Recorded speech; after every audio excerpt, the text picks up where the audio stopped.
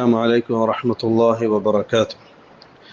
الحمد لله رب العالمين، وصلى الله على نبينا محمد وعلى آله وأصحابه أجمعين، أما بعد. اللهم رب اشرح لي صدري ويسر لي أمري واحلل عقدة من لساني يفقه قولي. سبحانك لا علم لنا إلا ما علمتنا إنك أنت العليم الحكيم.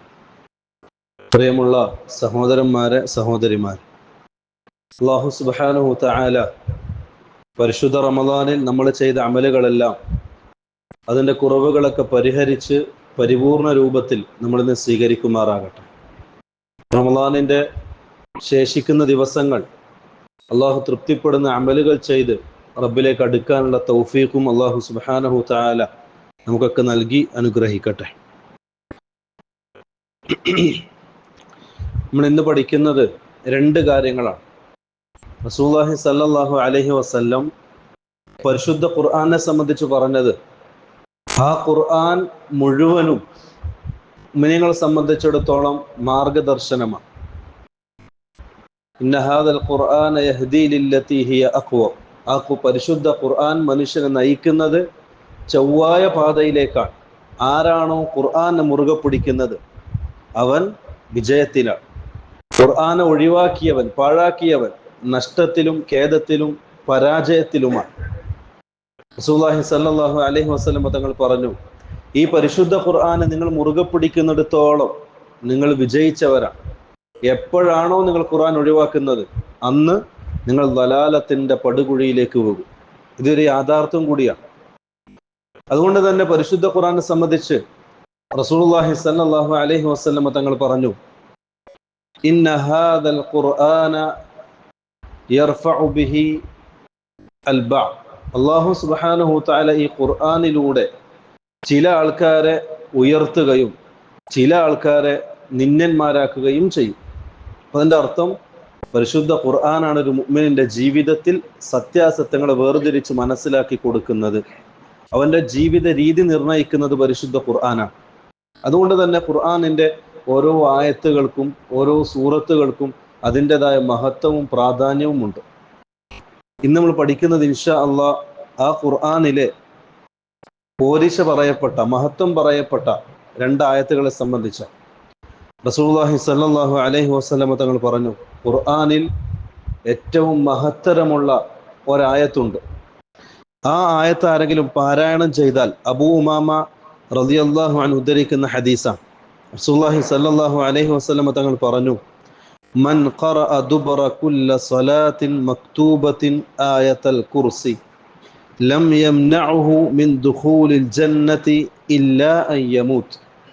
റസൂലുള്ളാഹി സ്വല്ലല്ലാഹു അലൈഹി വസല്ലം തങ്ങൾ പറയാൻ, ആരെങ്കിലും ഫർള് നമസ്കാരത്തിന് ശേഷം നിത്യമായി ആയത്തുൽ കുർസി പാരായണം ചെയ്താൽ, ആയത്തുൽ കുർസി എന്ന് പറഞ്ഞാൽ അല്ലാഹു ലാ ഇലാഹ ഇല്ലാ ഹുവൽ ഹയ്യുൽ ഖയ്യൂം ലാ തഅഖുദുഹു സിനത്തുൻ വലാ നൗം എന്ന് തുടങ്ങുന്ന ആയത്ത് എല്ലാവർക്കും അറിയുന്ന ആയത്തായിരുന്നു. ഈ ആയത്ത് ആരെങ്കിലും ഫർള് നമസ്കാരത്തിന് ശേഷം പാരായണം ചെയ്താൽ ലം യംനഉഹു മിൻ ദുഖൂലിൽ ജന്ന, സ്വർഗപ്രവേശനത്തിൽ നിന്നും അവനെ തടയുന്നില്ല ഇല്ല അയ്യമൂത്ത്, മരണമല്ലാതെ. ഇങ്ങനെയുള്ളവർ മരിച്ചാൽ നേരെ സ്വർഗത്തിലേക്കാണെന്ന് അർത്ഥം. ഇതാണ് ഈ ആയത്തിന്റെ ഒരു ഫളലായി റസൂലുള്ളാഹി സ്വല്ലല്ലാഹു അലൈഹി വസല്ലം പഠിപ്പിച്ചത്. വേറെ ചില ഹദീസുകൾ കാണാം, റസൂലുള്ളാഹി സ്വല്ലല്ലാഹു അലൈഹി വസല്ലം തങ്ങൾ പറയാൻ, നിങ്ങൾ പരിശുദ്ധ ഖുർആന്റെ ഏറ്റവും മഹത്വമുള്ള ഈ ആയത്ത് നിങ്ങൾ പാരായണം ചെയ്യുക. കാരണം ഏതെങ്കിലും ഒരു വീട്ടിൽ ഈ ആയത്ത് പാരായണം ചെയ്യപ്പെടുകയാണെങ്കിൽ ഖറജ മിൻഹു ശൈത്താൻ, പിശാച് ആ വീട്ടിൽ നിന്ന് പുറത്തേക്ക് പോകുന്നതാണ്. പിന്നെ പിശാചിന് ഉപദ്രവം ഉണ്ടാകുകയില്ല.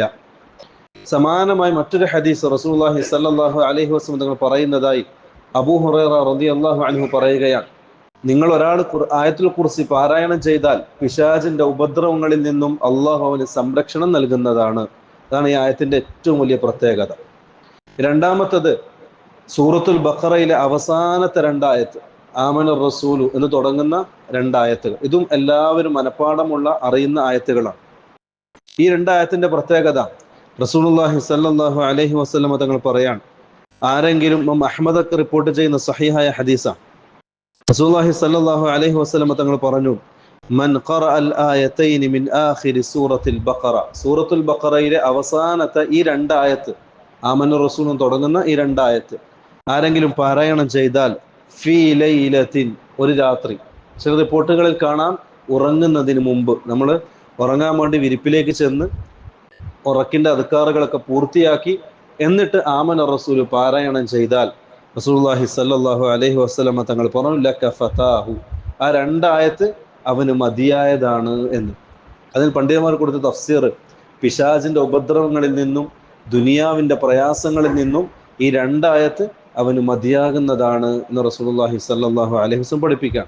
വേറെ ചില റിപ്പോർട്ടുകളിൽ കാണാം ഈ ആയത്തിനെ കുറിച്ച് ഓതിയാൽ അള്ളാഹു അന്നത്തെ രാത്രി 2 മലക്കുകളെ പ്രത്യേകമായി ഇവന് സംരക്ഷണം ഒരുക്കാൻ അള്ളാഹു ഏർപ്പാട് ചെയ്യുന്നതാണ് എന്നും ഹദീസുകളിൽ കാണാം. അതുകൊണ്ട് പ്രിയമുള്ളവരെ, ഈ 2 ആയത്തുകൾ നമ്മൾ നിത്യജീവിതത്തിൽ ശീലമാക്കുക. ഒന്ന്, എല്ലാ ഫർദ് നിസ്കാരത്തിന് ശേഷം ആയത്തുൽ കുർസി, അതേപോലെ ഉറങ്ങുന്നതിന് മുമ്പ് ആമന റസൂലും തുടങ്ങുന്ന ഈ 2 ആയത്തുകൾ. അള്ളാഹു സുബ്ഹാനഹു തആല ഇൽമിലും അമലിലും ആരോഗ്യത്തിലും സമയത്തിലും നല്ല ബർക്കത്ത് നൽകി അനുഗ്രഹിക്കുമാറാകട്ടെ. ഹദാ വല്ലാഹു അലം വസല്ലല്ലാഹു അലാ നബിയിന മുഹമ്മദ് വഅലാ ആലിഹി വസഹ്ബിഹി വസല്ലം. അസ്സലാമു അലൈക്കും വറഹ്മത്തുള്ളാഹി വബറകാതുഹു.